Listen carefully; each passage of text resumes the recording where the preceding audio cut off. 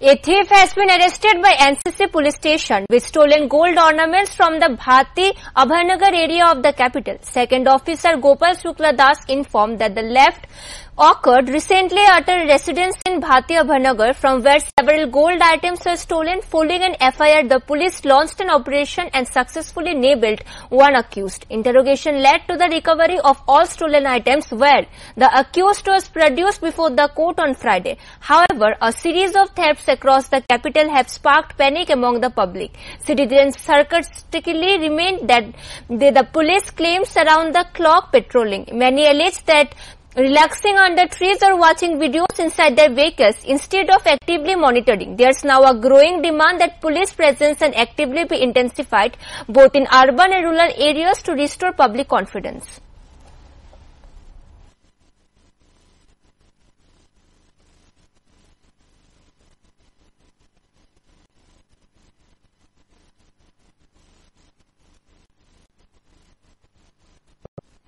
মিমি সাহা নামে একজন মহিলা এসে আমাদের কাছে কমপ্লেইন করে গত পরশুদিন আনুমানিক ৩টার সময় তাদের অনুপস্থিতিতে তাদের বাড়ি থেকে প্রায় আনুমানিক ৪ ভরি স্বর্ণালংকার এবং ৩ ভরি রূপার গয়না সঙ্গে 2টো মোবাইল চুরি হয়।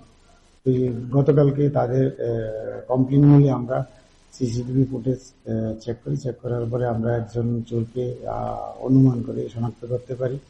তখন গতকালকে আমরা ওকে ডিটেন করার পরে তার জিজ্ঞাসাবাদ করার পরে সে স্বীকার করে যে সেই চুরি করেছে এবং তার কথা অনুসারে তার কথা মতো আমরা তার বাড়িতে গিয়ে চার্জ করার পরে সমস্ত চুরি যাওয়া স্বর্ণালংকার এবং রূপার গয়না এবং 2টো মোবাইল তার পজিশন থেকে আমরা উদ্ধার করতে পারি।